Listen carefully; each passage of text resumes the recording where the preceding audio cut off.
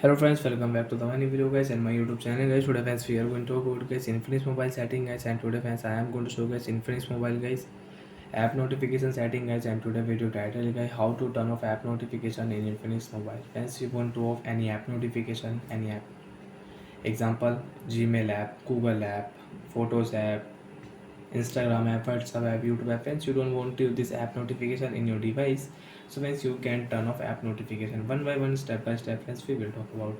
So friends, open your Infinix mobile phone setting. After on phone setting, friends, you can see this type interface in your device. So friends, in your Infinix mobile, scroll it and friends click here notification center setting. After on friends notification center setting, friends you can see app notification here. So which app notification friends you want to on, you want to turn off, select your app notification. Example, friends, you don't want to use Google notification. Friends, you can see Google notification is on, so friends I will turn off Google notification. After off, friends you can not use, and friends I cannot use Google notification in my Infinix mobile. And friends, you want to allow notification, you want to use Google app notification, so you can on Google app notification and you can use it.